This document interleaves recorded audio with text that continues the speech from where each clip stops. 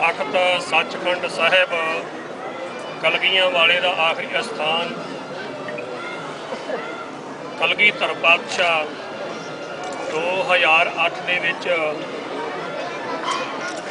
कलगीधर पातशाह 1708 ईस्वी ਦੇ ਵਿੱਚ ਹਜ਼ੂਰ ਸਾਹਿਬ ਦੀ ਧਰਤੀ ਤੇ ਜਦੋਂ ਪਹੁੰਚੇ ਤਾਂ ਇਸ ਸਥਾਨ ਦੇ ਉੱਤੇ ਆਣ ਕੇ ਗੁਰੂ ਗ੍ਰੰਥ ਸਾਹਿਬ ਜੀ ਨੂੰ ਗੁਰਗੱਦੀ ਦਿੱਤੀ ਤੇ ਗੁਰਗੱਦੀ ਦੇਣ ਉਪਰੰਤ ਪਹਿਲਾ ਹੁਕਮਨਾਮਾ ਆਇਆ ਸੀ। सोही महला पंजवा आपचल नगर गोबिंद गुरु का नाम जप सुख पाया राम मन इच्छे सही फल पाए करते आप वसाया राम। ये पहला हुक्मनामा गुरु ग्रंथ साहब जी का गुरगद्दी देन उपरंत आया। ये वो स्थान है जिथे गुरु ग्रंथ साहब को कलगीधर पातशाह ने गुरगद्दी दी और अंगीठा साहब कलगीधर पातशाह का जितों सांदे ही सचखंड में गए।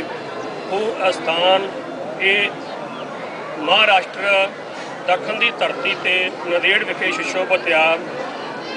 इस स्थान की सेवा सब तो पहली बेरा जदों महाराजा रणजीत सिंह निजाम हैदराबाद राजे ने बड़े प्यार नाल उन्होंने बुलाया सी बेरा तो इतों लंघते हुए जो महाराजा रणजीत सिंह जी वापस चले तो देखा कि महाराज गुरु गोबिंद सिंह महाराज का अंगीठा साहिब इस जगह पर आ कि स्थान इस जगह पर कोई नहीं बनया।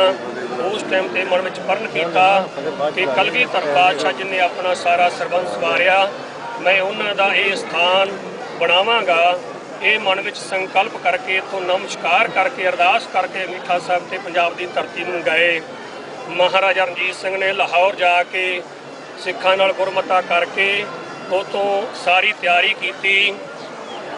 उतों 3500 जवान जिन्हां दी हाइट इतिहास में दस्या जाता कि 6.5 फुट तो 7 फुट तक उन्होंने नौजवानों की हाइट दसी जाती सी। 94 नौजवान जोड़े फौज के फौजी सानू भेजे। महाराजा रणजीत सिंह ने सारी समग्री दे के उत्थों भेजा। इस स्थान तख्त सचखंड साहब की जिन्नी इट पुरातन लगी आ ये लाहौर तो इट आई आ। उन्होंने समयां विच घोड़ियां ते खच्चरां ते गड्डियां ते महाराजा रणजीत सिंह ने छोटी इट भेजी और नाल जरनैल भेजे सारी रस्त भेजी। तो इस स्थान के उत्ते आके गुरु की संगत महाराजा रणजीत सिंह ने उन्होंने सिंघां नूं भेजिया हुआ ते आण के उन्होंने अरदासा सोध के जिस जगह ते अंगीठा साहब सी उन्होंने बरकरार उस तरह रखिया। अंगीठा साहब नूं उस जगह के उत्ते महाराज का ये सुंदर दरबार बनाया और इत्थे गुरु ग्रंथ साहब का प्रकाश किया। ये 5 तख्तां दे विचों एक तख्त सचखंड साहब के नाम है जिन्हों पुकारिया जाता हजूर साहब की धरती ते ये वो स्थान आ। इस स्थान के उत्ते उस टाइम ते परिक्रमा छोटी हुंदी सी 8 फुट की। उस तो बाद दे विच बाबा शीशा सिंह महापुरुषां ने ये परिक्रमा वड्डी की।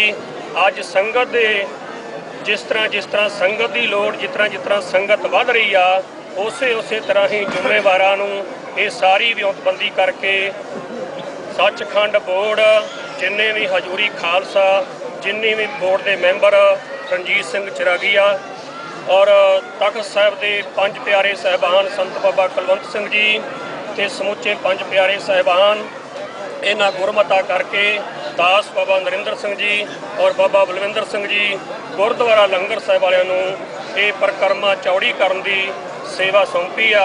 गुरु महाराज कृपा करन इस सचखंड दरबार की परिक्रमा चौड़ी करन दी सेवा जिहड़ी आ अज इहदा 14 तरीक 1 जनवरी 2015 नूं टक लगा वा और गुरु महाराज की कृपा 5 प्यारियां की हाज़री विच समूह जिन्ने भी मैंबर साहबान जिन्ने बोर्ड के कर्मचारी रणजीत सिंह जी चिरागिया सूबेडेंट साहब और समुची संगत की हाज़री में टप लगा अरदासा सोधिया गया।